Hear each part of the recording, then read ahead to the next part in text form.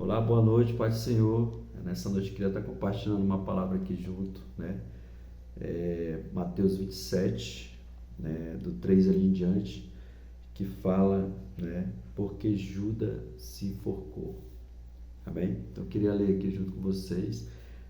Diz assim no 27:3, Mateus: Então Judas, o que traiu, vendo que Jesus fora condenado, trouxe arrependido as 30 moedas de prata aos principais sacerdotes e líderes religiosos, né, naquele tempo, dizendo: pequei, pois traí sangue inocente. E eles, porém, responderam: o que nos importa, né? E isso é contigo. Então Judas, quando ele se arrepende, né, de ter traído Jesus, ele leva ali as moedas, tentando devolver para os sacerdotes, e eles disseram para ele: o que nos importa, né? Te vira. Então a gente vê que Judas, ele não teve essa sabedoria, porque ele andou com Jesus, né? E ele tinha essa caminhada com esse pastor, e ele, ao trair, ao entregar ele na mão, né, dos guardas ali, ele gerou um arrependimento, porque ele tinha vendido Jesus, ele tinha traído Jesus. Mas o arrependimento verdadeiro, né, que ele teve, ele não foi na pessoa certa. Ele voltou, né, aos sacerdotes, os líderes religiosos, e eles viraram as costas para Judas, se desfazendo dele no momento que ele gerou um arrependimento. Judas foi no lugar errado. Ele tinha que ter procurado Jesus e ter pedido o perdão e se arrependido.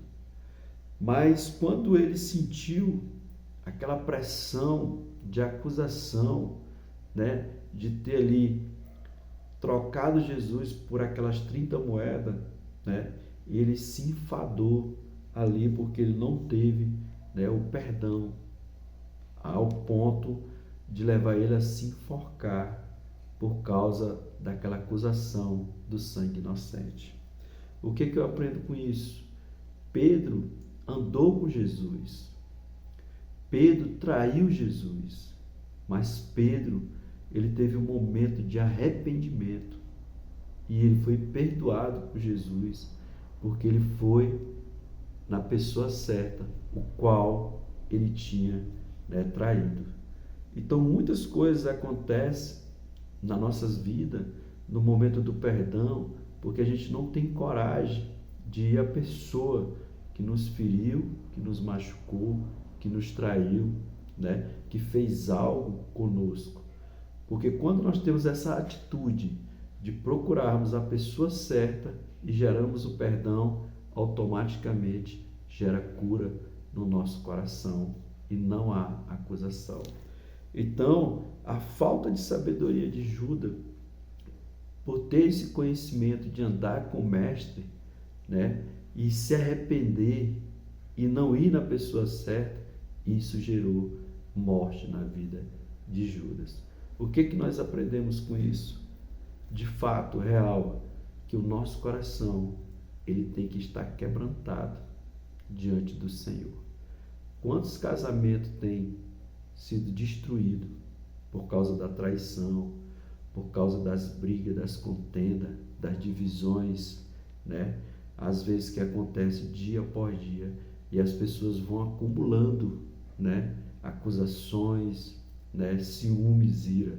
Mas quando nós temos o pudor de reconhecer os nossos erros e pedimos perdão, o Senhor vem e nos perdoa. Porque Ele disse também, né, na palavra de Deus, nós aprendemos na sua própria palavra, em Mateus 18, que fala sobre isso, né? Pois, né, então Pedro aproximou-lhe e perguntou: Senhor, até quantas vezes pecará o meu irmão contra mim? E eu lhe perdoarei até 7 vezes só? E Jesus, com a sabedoria, responde, né? E Jesus responde: não te digo que até 7 vezes, mas 70 vezes 7. Então, quando nós entendemos isso, perdão, automaticamente, ele é cotidiano, ele é dia por dia no nosso coração. Porque 70 vezes 7 é referente igual a 490 perdão por dia.